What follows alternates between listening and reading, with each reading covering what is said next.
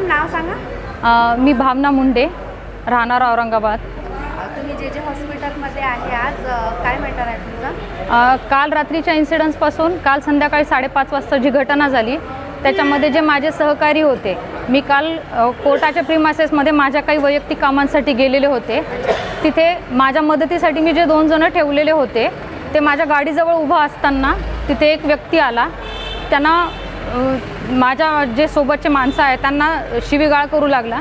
त्यांच्यामध्ये काहीतरी बाचाबाची झाली आणि डायरेक्ट चाकूने त्यांच्यावर वार केले। एकाच्या छातीत लागलेलं आहे, एकाच्या पाठीत लागलं आहे आणि सेम ज्याच्या पाठीत लागलं त्याच्या पोटातही लागलेलं आहे।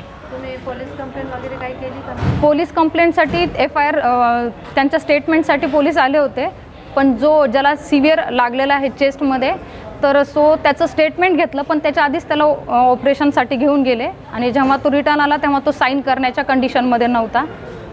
त्याच्यामुळे सध्या तरी नाही झाली, पण मे बी होईल, माहिती नाही, सध्या तरी नाही झाली। तुमच्या भावाने हा वार केलेला आहे असं तुमचं सांगणं आहे? हो।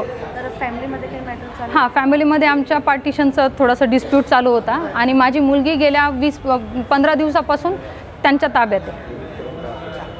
प्रशासनाकडून, पोलीसकडून तुमची काय अपेक्षा आहे? FIR आतापर्यंत झालेलं नाही, म्हणजे काय चालू? FIR झाली नाही कारण की ज्याच्या स्टेटमेंटवर सही द्यायची होती तो कॅपेबल नव्हता की तो साईन करू शकेल। त्याच्या चेस्टमध्ये सिव्हिअर इंजुरी आहे, त्याच्यामुळे ते FIR त्याच्यामुळे झाली नाही। सेकंड गोष्ट, दुसऱ्या पर्सनचं स्टेटमेंट रेकॉर्ड करण्यात नाही आलेलं आहे।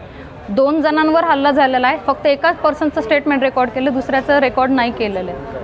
काय मागणी आहे, काय अपेक्षा आहे? माझी एवढी अपेक्षा आहे की हे वारंवार आमच्यावर हल्ले होत आहेत, याला कुठेतरी आळा बसावा। काय कारण आहे हे सगळं करण्याचं? कोर्ट मॅटर चालू आहेत ना, तर तुम्ही कोर्टात बोला। तुम्ही कोर्टाच्या बाहेर असे हल्ले करणं, जीव घेणं हा प्रकार करणं, माझ्यावरही याच्या आधी पण 308 करण्यात आलेला होता, त्याचीसुद्धा FIR वगैरे फाईल आहे। पोलीस प्रशासनाकडून काय मागणी करणार? पोलीस प्रशासनाकडून निष्पक्षपणे तपास व्हावा आणि योग्य तो न्याय मिळावा, हीच माझी प्रामाणिक अपेक्षा आहे।